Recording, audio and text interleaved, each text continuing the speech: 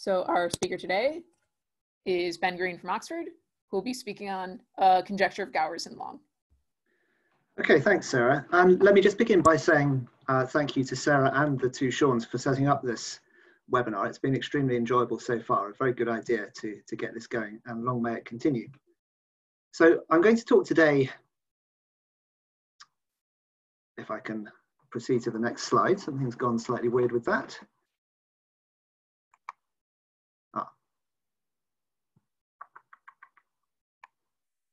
Okay, good. Yeah, I want to talk today about a question that I think was first raised by Udi Hruszowski, at least informally. And this is about somewhat associative operations. Now here's the general setup.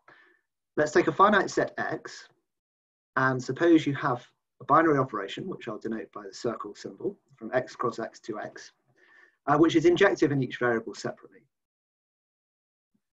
Now, as everybody knows, such an operation is associative if it satisfies the relation that's been written here. X composed with brackets Y composed with Z is the same as brackets X composed with Y composed with Z. So if that happens all of the time, then X is said to be an associative operation. But what if it only happens for some positive fraction, eta, of the time? So what if that associativity relation is only satisfied for a positive fraction of etas? So if you have a completely associative operation on a finite set, then it's basically going to be a finite group operation. And so it's natural to ask, to what extent, if you relax this associativity relation to be satisfied just some of the time, to what extent does the operation circle then resemble a group operation? So I'm being a little bit vague just for now about what I mean by such things as resemble a group operation. Very little has been published on this question. So there's unpublished work of Elad Levy in a master's thesis. And there's even less known unpublished work of Michael Larson. So I think I was just discussing this question with Michael Larson when I visited Bloomington about 10 years ago. And at that time, he had a manuscript addressing this issue, which I've since misplaced. I keep meaning to ask him to send it to me again. But what those manuscripts show is that in the regime, what we call the 99% regime, so where eta is something like 0.99, then the only such somewhat associative operations are basically group operations.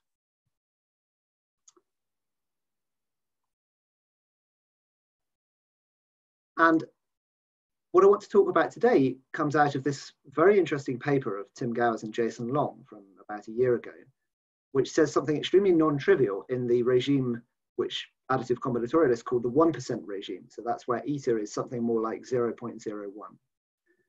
And again, I won't state precisely what they prove, but what they show is, roughly speaking, that a binary operation circle with this property, that the associativity relation is satisfied 1% of the time, is close in a metric sense to a group operation. Now, the reason I'm not going to say precisely what's meant by that is that I'm going to present an example in a second that's central to the talk, which will give you a pretty good idea of what's meant by that in general.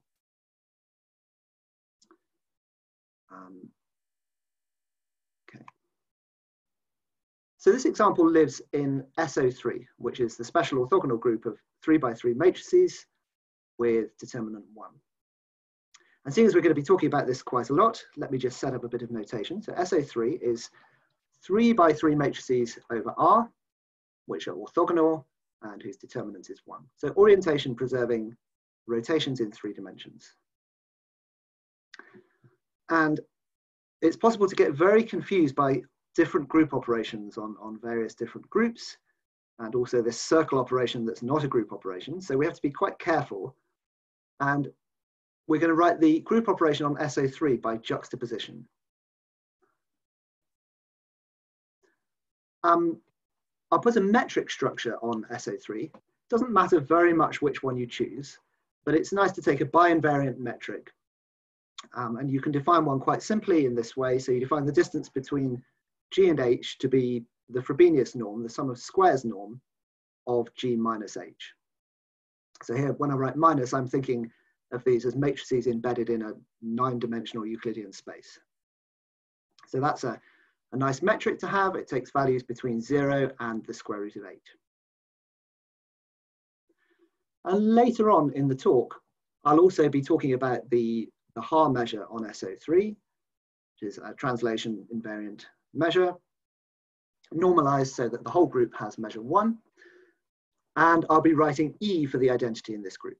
So this is SO3, a group that we'll be talking about a lot. So I want to present an example which I call rounding to a net in SO3. And this is an example that's in the paper of Gowers and Long. And it's a prototypical example of what it means to be close to a group operation in a metric sense. So let's take a small parameter delta, and inside SO3, with respect to the metric that I just defined, you take a maximal delta separated subset. So I throw down points in SO3, making sure that they are separated by delta, where delta is 2 meters in this country. And I keep doing that until I can't add any more points. And then some kind of a volume packing argument will show you that the size of such a set X will be something like delta to the -3. So this sim symbol means up to absolute multiplicative constants. So I've got a set of size about delta to the -3. And I'm going to define the following binary operation circle. So I take 2 different points X and Y in my delta separated subset, big X. I look at their product X times Y in the group SO3. So that might not be in the set big X anymore. It probably won't be. And so to define X circle Y, I move it to the nearest element of X that I can find. If there are ties, I just break them arbitrarily. So that does give a well-defined operation on X cross X. It's actually not quite injective in each variable separately, but I'm going to gloss over that point. It's sort of almost injective. And it has this property, almost just immediately from the definition. So the distance between X circle Y and the product in the group, X times Y, is at most delta. So that's a property that I'll be coming back to in a second. So this is what I mean by this operation circle being close in a metric sense to a group operation on SO3. And the theorem of Gowers and Long essentially says that all sort of 1% associative operations in a somewhat weak sense are close to operations defined in this way, not on SO3, but on more general metric groups. So that's the proposition of Gowers and Long. That's the theorem of Gowers and Long.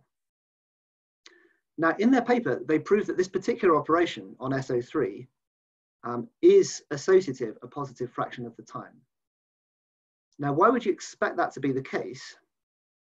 Well, because of course the group operation on SO3 is associative.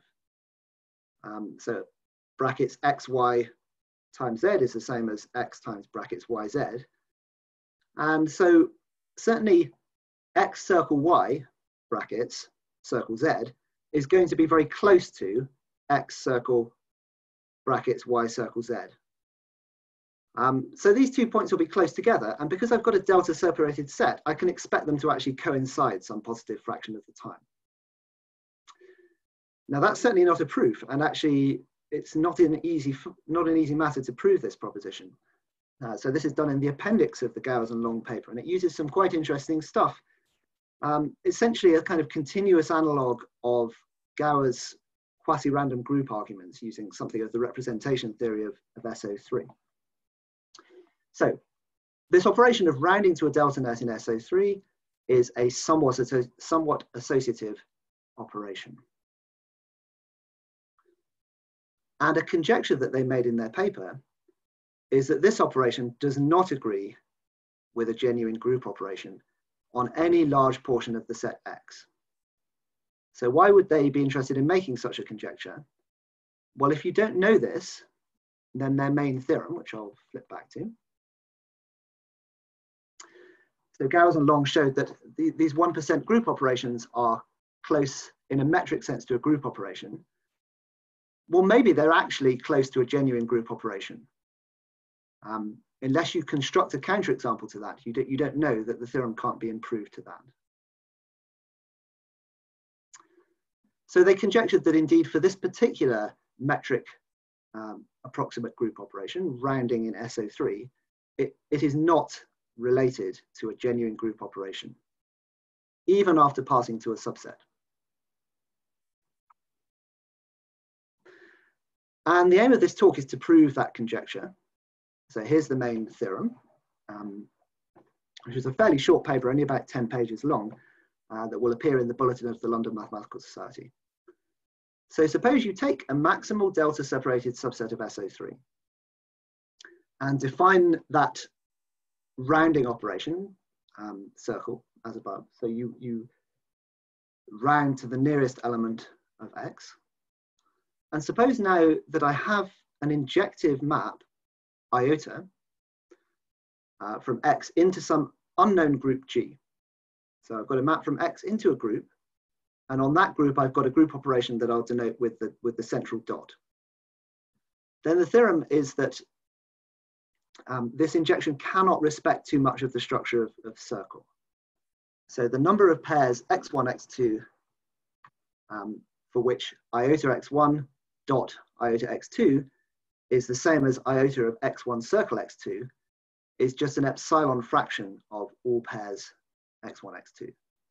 So another way of saying this is that even if I only want to preserve 1% of the operation circle, I can't do it by embedding into a genuine group. It does not come from a genuine group operation.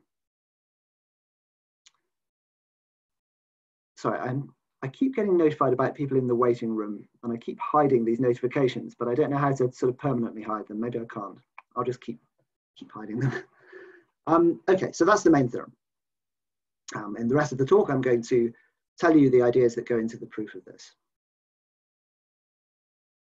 So the first main idea is to reduce it to a question that's basically an additive combinatorics question.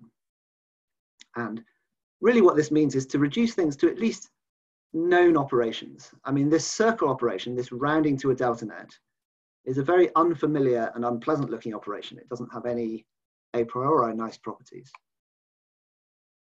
So we'll start by reducing it to an additive combinatorics question. So suppose I did have an embedding iota, which did respect a proportion epsilon of the pairs x1, x2. So this relation, so the dot operation on the group coincides with this weird circle operation a positive fraction of the time. Then a straightforward Cauchy-Schwarz inequality tells you the following, that there are many quadruples, x1, x2, x3, and x4, such that iota respects x1 circle x2 and x3 circle x4, and the iotas of x1 circle x2 and of x3 circle x4 are the same. So this is a one-line application of Cauchy-Schwarz. You could define R of n to be the number of ways of which n can be written as x1 circle x2, and then just do the usual Cauchy-Schwarz argument. Okay, so where does that get us? So I'll now define A to be the image of this set X. So X is just a set on SO3. Iota is an unknown embedding into an unknown group, and I'm going to let A be the subset of the group that I get via that embedding. So iota is an injective map, and so it has an inverse when restricted to A, and I'm going to call that F. And then it's quite easy to see that if I define AI to be iota of xi, or equivalently xi is f of ai, then these relations where the cursor is tell you these things about the AIs, okay? So the fact that this is equal to this tells you that, that a1.a2 is equal to a3.a4. And then the middle two equalities and the fact that iota is an injection tell you that f of a1 circle f of a2 is equal to f of a3 circle f of a4. Okay, so we don't appear to have got very far with this. We've still got this unpleasant circle operation lying around. But from the definition of the circle operation, f of A1 circle f of A2 is very close to f of A1 times f of A2 in the group SO3, and similarly for A3 and F4 and A4. So if this second display holds, then we can draw a conclusion that doesn't mention this circle operation explicitly anywhere. So we've got lots of quadruples A1, A2, A3, and A4, such that A1 dot A2 is equal to A3 dot A4, and the distance between the corresponding F values, so the distance between F of A1, F of A2, and F of A3, F of A4 in SO3 is small. It's at most 2 delta. So this now looks like a somewhat familiar kind of thing from additive combinatorics. All of the operations that are written here are group operations. We've got two different ones. We've got the dot, which is the operation on this unknown group G, and we've got the juxtaposition here, which is the operation on SO3. But then this is kind of the notion of an approximate homomorphism. Now, unfortunately, it's approximate in two different ways. First of all, in the domain. So this relation here only happens some of the time. So it's for only some proportion of the quadruples A1, A2, A3, and A4. And then in the range, you've got an uncertainty and error of delta. So it's not the case that F really completely respects those relations in G. It respects them up to an error of delta. So that, although you've won something, you've got rid of the unpleasant operation circle, which is not a nice operation at all. You've replaced it by two unpleasant things, which is you've got a homomorphism that's approximate in the domain and the range.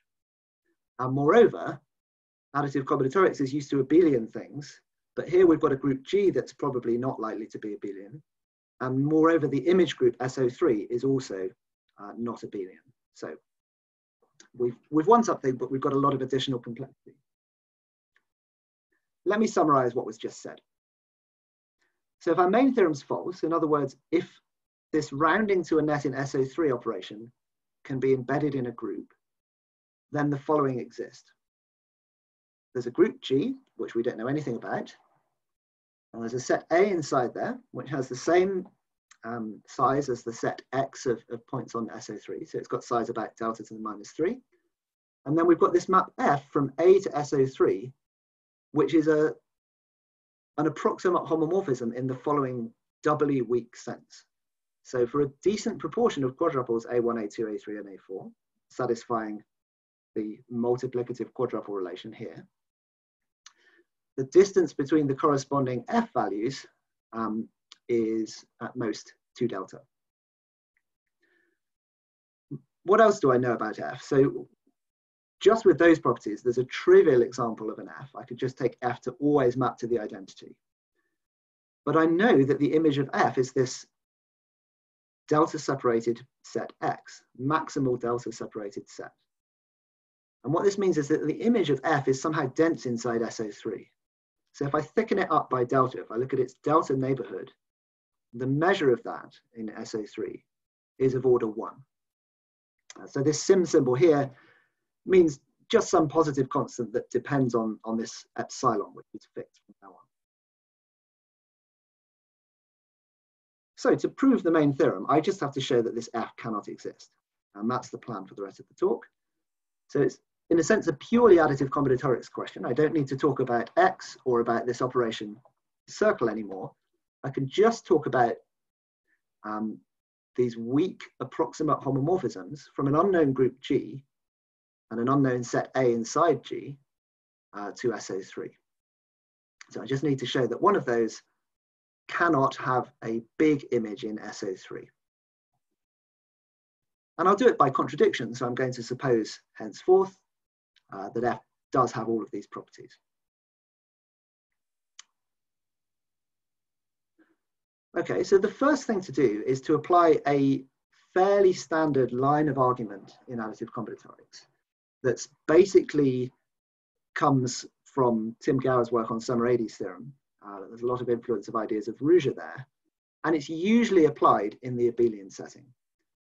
So just for this schematic, you would usually have A being a subset of an abelian group. Actually, this notation is bad. This G here, well, in our setting, G is SO3. So you've got some target group G, not the same as the one on the previous slide. So you've got an approximate homomorphism, which usually would mean something like, for many additive quadruples, A1 plus A2 equals A3 plus A4, because you're in an abelian setting, that F respects those quadruples. So F of A1 plus F of A2 equals F of A3 plus F of A4. So that kind of object inside cyclic groups or finite field models is a very familiar thing to people who've studied Semirady's theorem for progressions of length 4 and longer. And the standard technique for analyzing them is to look at the graph of such a thing. So this is the graph in the kind of high school sense, literally plot A and F of A.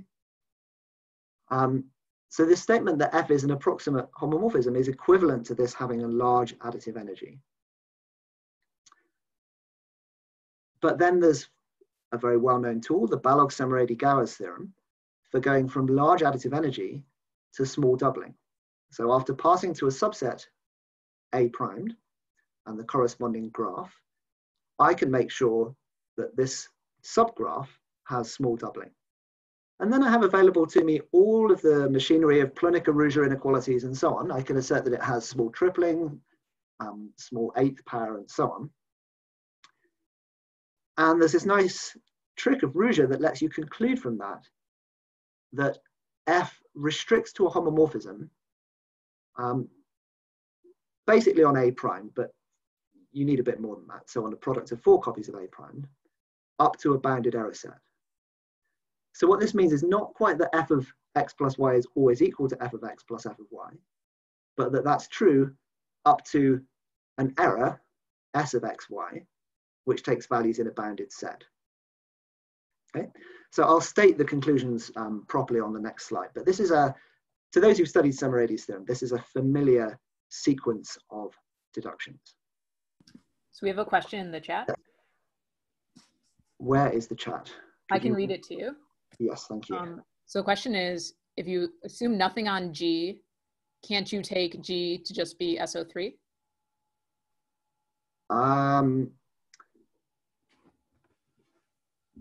So, where's the...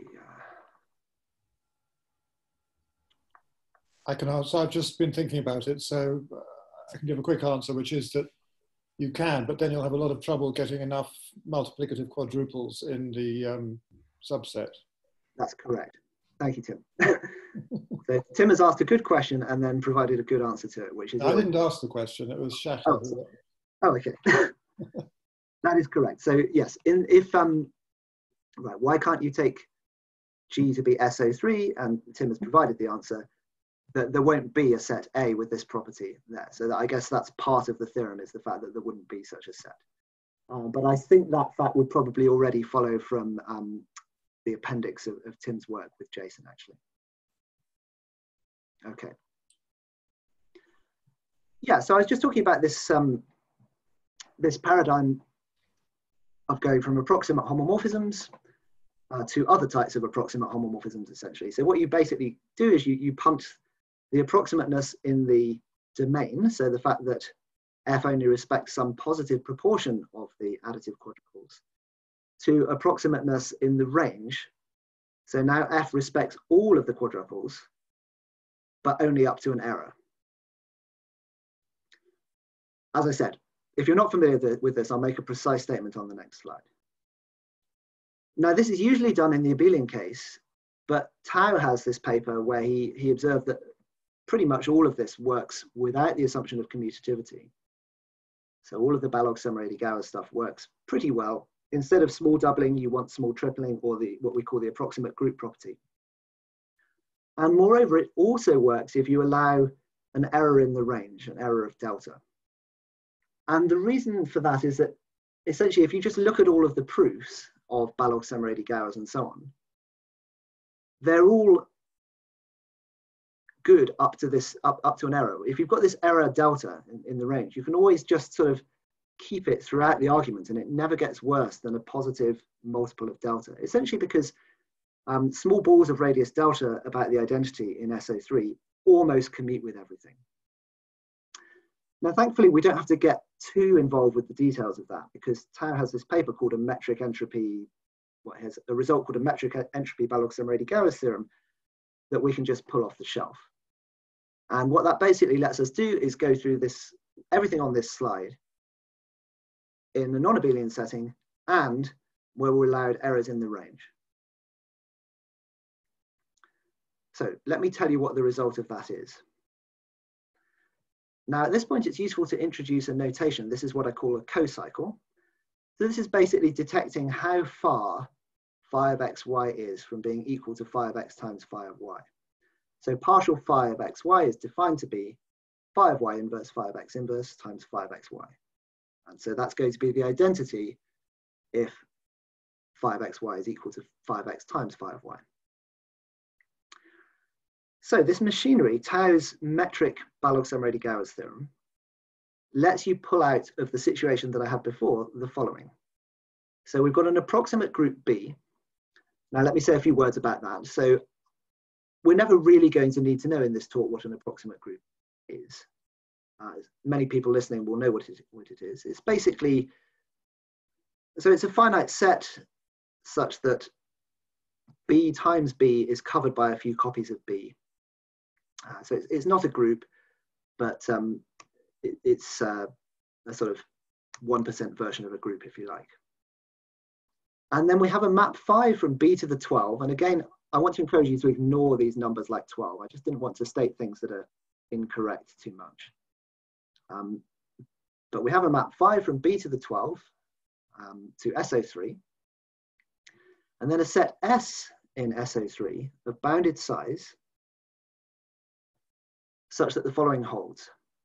So phi is a homomorphism up to errors in S. So phi of xy is equal to phi of xy times phi of y times something that's in this bounded set S. And that holds for all x and y in B to the 12. And phi has a big image. So just like F did before, I mean, this map phi is going to be constructed out of F. So once again, the image of this phi, when you thicken it up by delta, is a pretty big portion of the whole of SO3. So what's being gained here, or what's being changed, so something's been gained. First of all, this property here holds not just some of the time, but all of the time on B. Moreover, whereas before I just had a set A that had no extra structure at all, now I've got this set B, which has got a lot of structure. It's an approximate group. And I've traded this error of delta in the range for something that's slightly worse. So there's still an error of delta, and now there's an additional uncertainty of this bounded set S of errors. Okay, so I've won two things and lost one thing. So this is what comes out, just to recap, this is what comes out of applying Tao's metric entropy Baloch-Samrady-Gowers theorem. I'm not going to go into the details of how that works, and you can just forget that I ever said that from now on. So from now on, I've got this approximate group B, a map from B to SO3, which is an approximate homomorphism in this new sense. And I want to show that this can't exist, at least if delta is sufficiently small. So how am I going to do that? Well, I'm going to divide into two cases. So there'll be a case one, which is where this cocycle partial phi, so this is measuring the extent to which phi of xy is not equal to phi of x times phi of y. So the first case is that there is a pair x and y such that this is really far from the identity. So in other words, phi of xy is really not close to phi of x times phi of y. So the precise notion of close is square root delta. It's not terribly important. And then the second case is that there are no such x and y. So for all x and y, the distance between this cocycle and the identity is small. And we'll use quite different techniques in the two cases. So let's look at case one first. So this is the case in which there's a value of this cocycle which is far from trivial. Let me recall what the case is once again. So B is our approximate group, and there are x and y in B to the 4, such that the cocycle of phi at x and y is far from the identity. So is at distance at least square root delta from the identity. So now let me take another element of B to the 4, call it z. And then we have this cocycle relation. So this is something that, I mean, it comes from group cohomology, but obviously it's just an identity. You could just check it. The way I remember it is basically I compute phi of x, y, z in two different ways. First by grouping x, y, z as x times y times z, and then secondly by grouping it as x times brackets y times z. So you can verify this cocycle relation, which is, well, what it's telling you is that this partial phi that I've called a cocycle is in fact a 2 co-boundary. That's what it's telling you in group cohomology. So it's telling us that the conjugate of A, which is cocycle of phi at x, y, by phi of z is a product of 3 other cocycles. And from our hypothesis, so remember all of those cocycles on the right, all of these, they all lie in S up to an error of delta. And so the conjugate of A by phi of Z lies in this triple product of S with itself. And S here is just a bounded set. So we're basically saying that up to an error of delta, the conjugates of A live in a bounded set. And you can kind of begin to see already that this is placing some quite stringent condition on Z, and on phi of Z rather. And that's good because I want to show that, that phi of Z must be constrained to a small set. I want to contradict the hypothesis that the image of phi is dense. Okay, so here are a couple more of the details. So S is a bounded set. It's bounded above by some absolute number depending on only on epsilon. And so I can find some fixed set Z1 up to Zk of elements.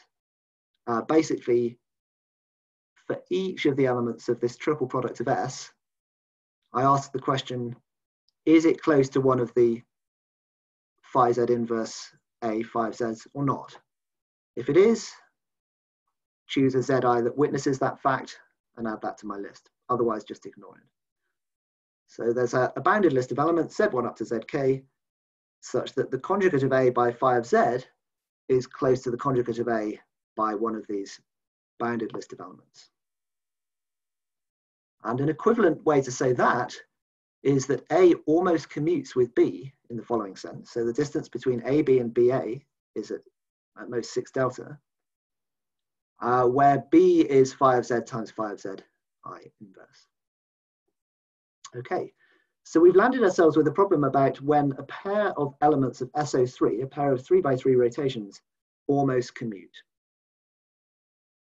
And this is a topic there's a big literature on this. And in many settings, including ours, it's sort of known that if you've got 2 rotations that almost commute, if AB is close to BA, then B is close to something that genuinely commutes with A. So it's worth looking at that statement for a bit. It's not a completely vacuous statement. So if AB is roughly BA, then I can correct B to a B tilde such that AB tilde is B tilde A. Now I'd like a reference for this. I wasn't able to find in the literature a reference for really what I needed here. So here's a more precise version of this statement that I proved for myself in the paper. It's not a difficult argument. You have to do a computation with the representation of matrices in terms of Euler angles. So what it states is that there's an upper bound for the distance from B to the centralizer of A. So centralizer of A, the set of things that commute with A. So B is close to something that commutes with A if AB is roughly BA, essentially, and as long as A is not too close to the identity. So if anybody could send me a reference for this bound, I'd be interested. It should certainly be true in more general groups than SO3 as well. Okay, so back to where we were. So this is the situation we found ourselves in. We were in what I'd called case 1. So I've got an element A that was quite far from the identity. Its distance to the identity was at least square root delta. And then for everything in my approximate group B, there's one of a bounded list of elements such that A almost commutes with phi of z times phi of z in zi inverse, where the zi's are those bounded set of elements. And so by the lemma I've just proven, what that means is that all of those phi of zi inverses are close to the centralizer of A. And so what we've done at this point is we've pinned down phi of z, so the whole of the image of phi of b to the 4 is pinned down to be close to just some finite union of translates of the centralizer of A. Now we're in SO3, so the centralizer of any non-identity element is just a one-dimensional torus. So it's definitely a proper subvariety. And so we basically put the whole of phi of B close to a proper subvariety of SO3. And so it definitely can't be the case that when I thicken it up by delta that I've got almost all of SO3. It's stuck near a proper subvariety. So the conclusion is that I've managed to, by putting phi of b to the 4 near to a bunch of centralizers, I've shown that the image of phi of b is small. So that's this case 1. Okay, that's the end of case 1. So case 2, which I'll remind you of, is that all of the cocycles are almost trivial. So they're all very close to the identity.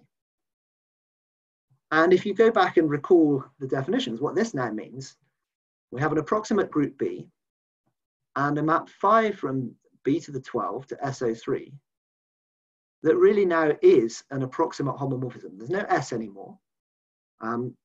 It's phi of xy is always within square root delta of phi of x times phi of y. So we're now getting towards things that are quite familiar. A proper approximate homomorphism from a set B with structure to SO3. And I want to show that one of these cannot also have dense image. So that's the remaining theorem to be proven, that any map phi with the properties listed above has a thin image in SO3. It can't be the case that the delta neighborhood of its image is a big slice of SO3. And this uses a lot of machinery. It comes in 7 different steps. And for this, I'm going to be a little bit rougher even than I've been so far. So I'm going to stop pretending that I care about the difference between B, B to the 4, B to the 12, and so on.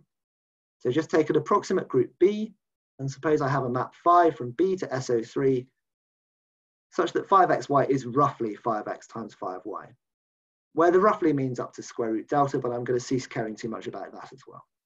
So how do I analyze such a thing? Well, the first thing I do is to bring in a big theorem, which is the classification of approximate groups due to Emmanuel Broyard, Terry Tao, and myself. And so this is, to state this theorem really carefully is a little bit complicated, but it's essentially the non-abelian analog of Feynman's theorem. So Feynman's theorem says that an approximate abelian group is essentially something built up of generalized arithmetic progressions and groups. And in the non-abelian case, there's a similar theorem. B is built up out of something called a nil progression, and also, again, genuine groups. So what we need is only a somewhat weak consequence of this theorem. We need the assertion that B, or rather B to the 4, contains a genuine group H, so it's a finite group H, such that the quotient B mod H is nilpotent of bounded step. I should say also that this H is kind of normalized by B as well. This is obviously important to talk about the quotient. So as I said, this classification is a big theorem, and one feature of it is that it uses ultrafilters and imports essentially the work of Gleason and Montgomery Smith and so on Hilbert's 5th problem. So it's it's not effective. And actually this translates to the main theorem that I stated in the talk being completely ineffective, unfortunately. So there's no effective bounds in the theorem at all because of our dependence on this theorem. Okay. Right, so we've got something, B modulo a group is nilpotent of bounded step. So let's kill off the nilpotent part by applying a load of commutators. So these commutator words are just, the first one is A commutator B, which means A inverse B inverse times AB. And then the higher order commutators of A with those, with the previous ones. And then it's essentially equivalent to what I said in step 1, that if I take X and Y in B and apply this commutator word of length S, then what you get ends up in H. So that's what it means for B mod H to be nilpotent. Now, if you use the approximate homomorphism property right at the top, if you use that many, many times over, you can see that phi actually respects words quite nicely as well. So phi of this W of xy is approximately equal to W of phi of x, phi of y. And so what that means is that this word applied to a pair of elements phi of x, phi and y, images of elements in B, is close to phi of H.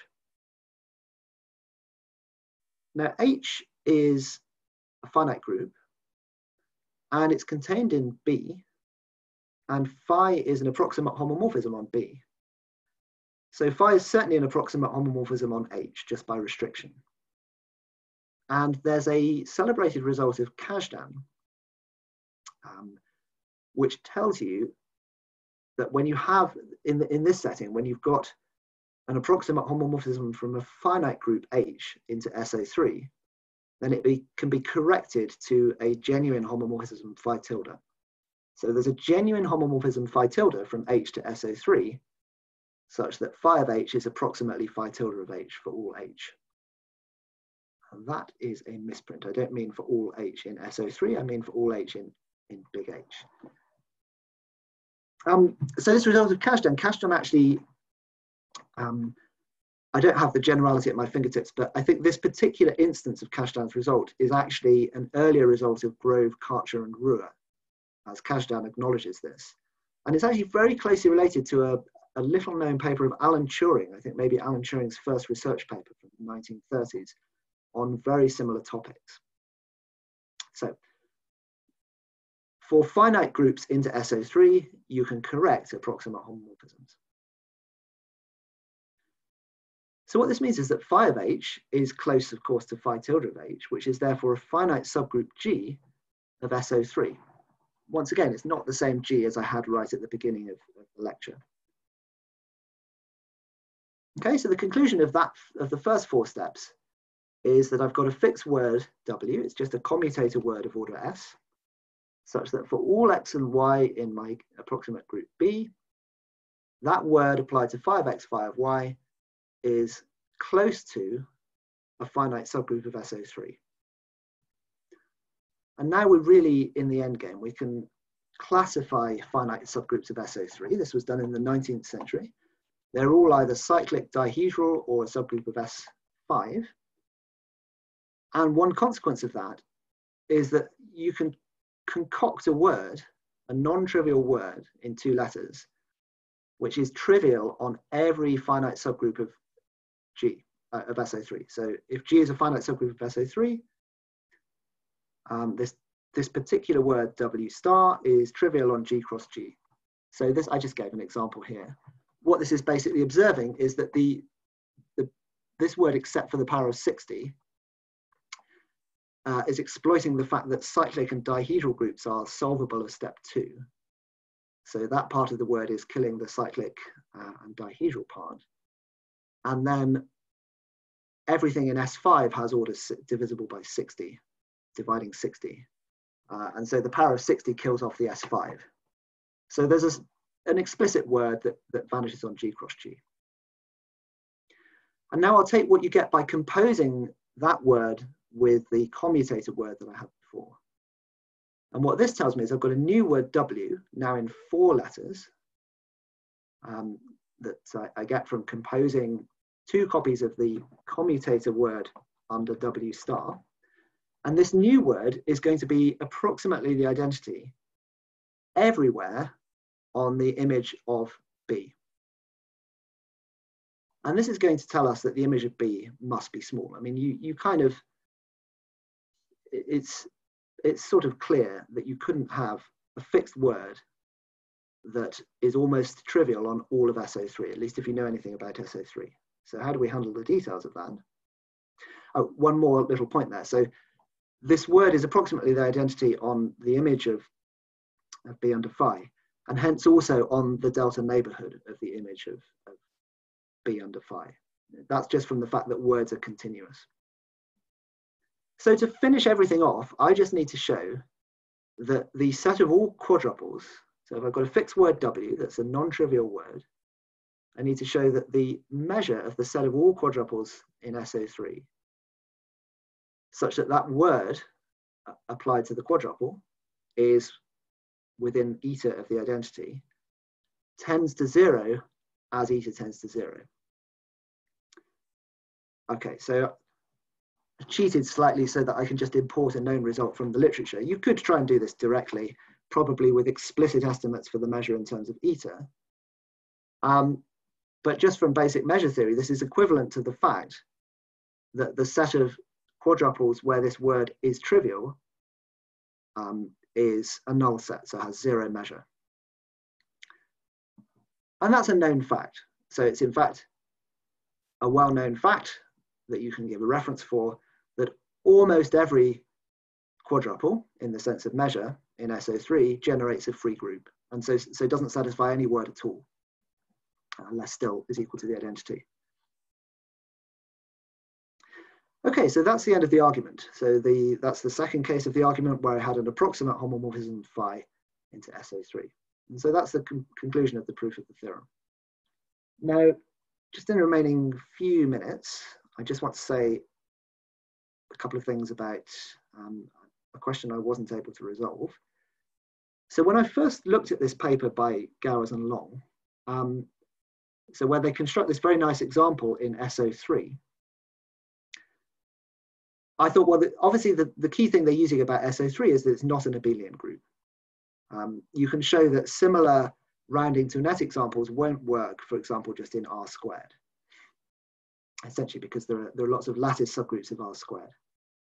But SO3 is not the most basic non-abelian Lie group out there. What about the Heisenberg group? So consider the Heisenberg group, 3-dimensional group with this group operation. And I thought that it must surely be easier to analyze this because it's almost abelian. It's got a homomorphic image, which is abelian with abelian fibers. And moreover, if I could analyze it, then I'd be able to get a perfect Latin square example, actually, for the original somewhat associative question. But it turned out that actually the highly non-abelian nature of SO3 is really helpful, especially the last steps on the preceding slide, this fact about not containing, the fact that elements of SO3 tend to generate a free group and so on. This is actually really, really useful. And here's a question that looks a bit technical, but I'll talk through it, that I wasn't able to resolve in connection with the Heisenberg group. So suppose I've got an approximate group B, and then I've got a map phi from B into the Heisenberg group, which has the following properties. So property 1 is that it takes values only in a bounded portion of the Heisenberg group. And moreover, that on the abelianization, so in terms of the x and y's, it takes values in the nth roots of unity. Moreover, it's somewhat dense. The image of phi is somewhat dense. So for every x and y that are nth roots of unity, there is a z such that x, y, and z lies in the image of phi. And then finally, phi is an approximate homomorphism in the following sense. So the cocycle, partial phi, takes values only in the center of the Heisenberg group. So in other words, phi is a homomorphism up to errors in the center. And then the question is, can I have, it's easy to show that the size of B can't be smaller than n cubed. And the question is, can it be nearly n cubed? And I don't know the answer to that. So here's an example that, an easy example shows it can be n to the 4. If I just take B to consist of the elements that I've written down there in the Heisenberg group. So x and y are nth roots of unity, z is an n squared root of unity, and their inverses. Then this will be an approximate group. And then I can just take phi to be the identity map from the Heisenberg to itself. So this is a set of size n to the 4. And in this case, moreover, the COCYCLE map is just trivial because this phi is, of course, a homomorphism. But I don't know how to answer the question, and therefore I don't know how to answer the analog of the Gowers and Long question for the Heisenberg group, which you'd have thought on the face of it should be a much easier question. Okay, so I'll stop there. Thank you for listening.